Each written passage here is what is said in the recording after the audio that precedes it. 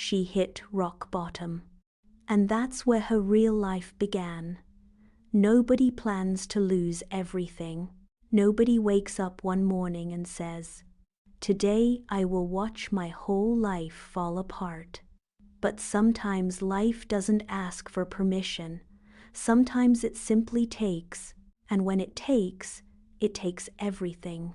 For her, it started quietly. Not with a dramatic moment, not with a big explosion, just a slow unraveling. The kind that happens so gradually you almost don't notice it, until suddenly nothing is left. Her name was Maya. From the outside, Maya looked like she had everything together. A steady job, a relationship people envied, a small apartment she worked hard to afford. Her life wasn't perfect, but it was stable, and sometimes stability feels like success. But stability can be fragile. And Maya didn't know how fragile her life really was until the first crack appeared. It was a Monday morning when her boss called her into the office. She thought it was just another meeting, another discussion about projects and deadlines. Instead, she walked into a room that felt strangely quiet. Her boss looked uncomfortable, the kind of uncomfortable that tells you something bad is coming. "Maya, please sit down." Those 4 words changed everything. He explained the company was struggling. Budgets were being cut, positions were being eliminated, and unfortunately, hers was one of them. Just like that, no warning, no second chances, no tomorrow. After years of hard work, it ended in 10 minutes.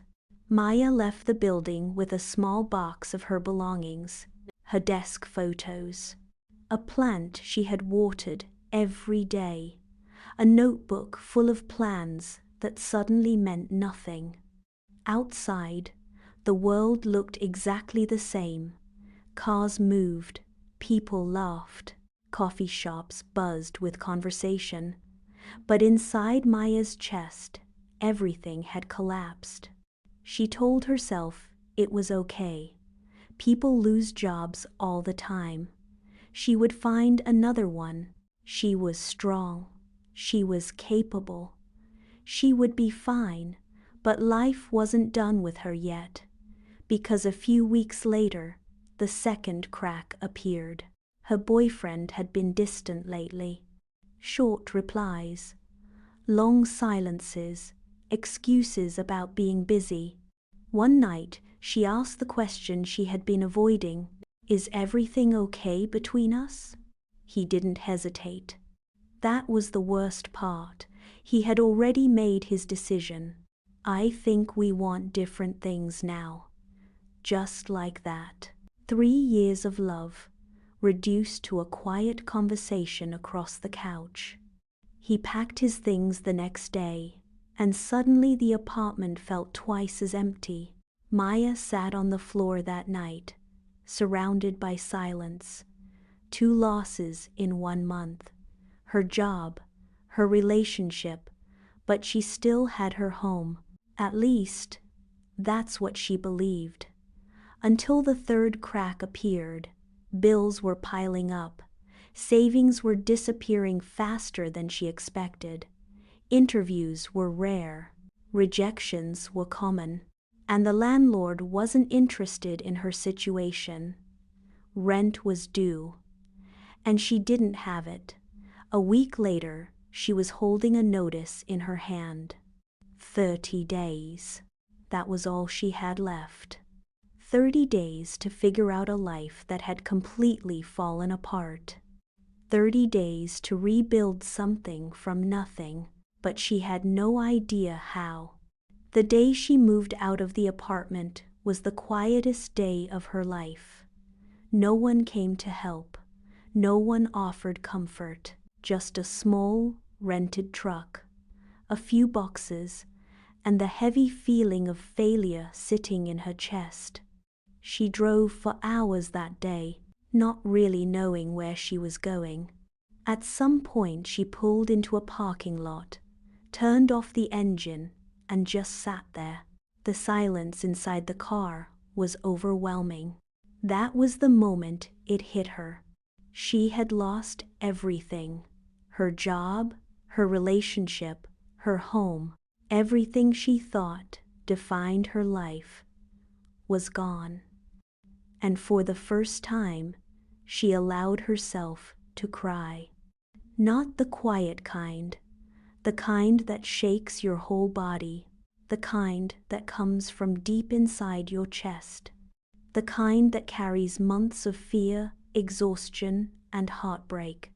She cried until she had no tears left, and then she just sat there, staring through the windshield, feeling completely empty. Rock bottom. That's what people call it. The place where everything is gone.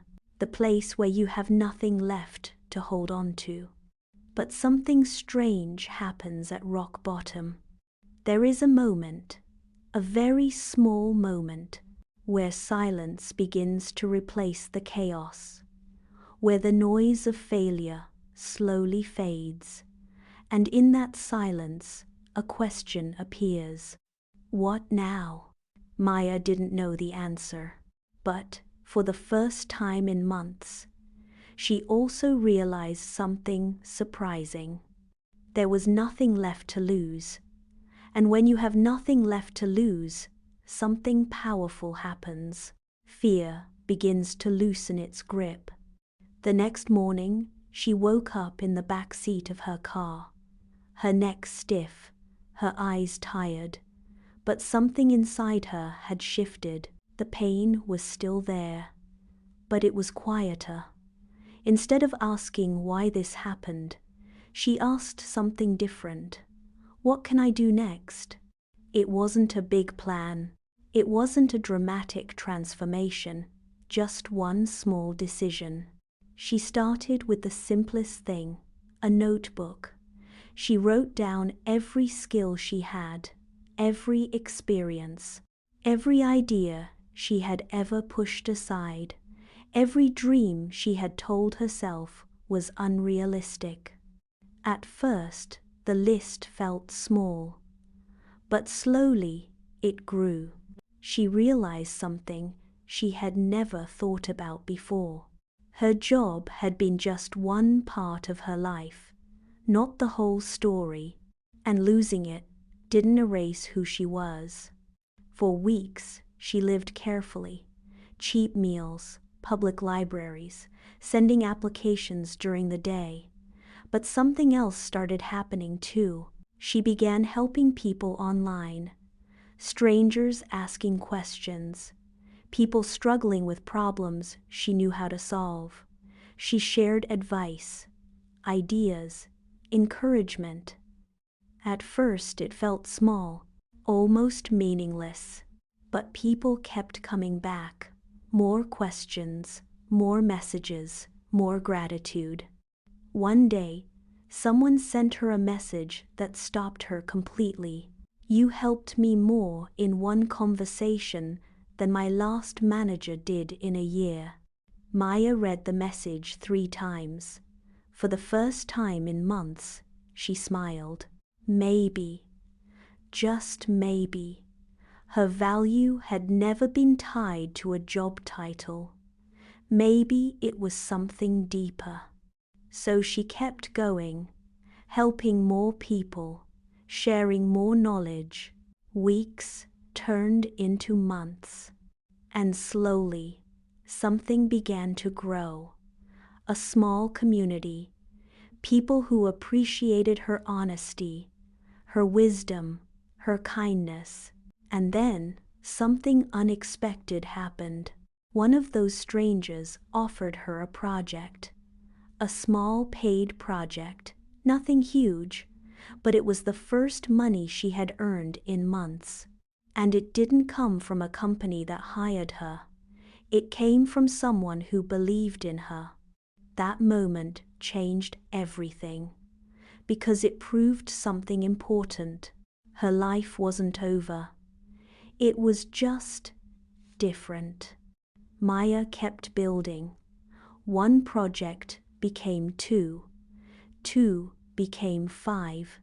Five became a steady flow of work. And one day, she realized something unbelievable. She was earning more helping people directly than she ever did at her old job. But the money wasn't the most important part. The most important part was the feeling inside her chest. Purpose. Real purpose. Helping people. Solving problems.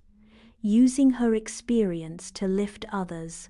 Months later, she walked through a new apartment door. Not a fancy one, not a perfect one, but it was hers. She placed her boxes down slowly, looked around the quiet room, and remembered the day she lost everything. The day she sat in that parking lot, believing her life was over. If someone had told her then that losing everything would lead her here, she would have laughed. Because at rock bottom, you can't see the future. You only see the pain. But sometimes pain is not the end of the story. Sometimes it's the beginning of a life built on truth instead of comfort, the beginning of strength instead of survival, the beginning of purpose instead of routine. Rock bottom didn't destroy Maya's life.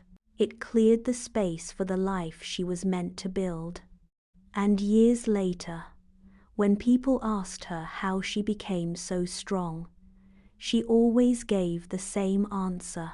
I didn't become strong when things were going well. I became strong the day everything fell apart. Because sometimes losing everything is exactly what you need to finally find yourself.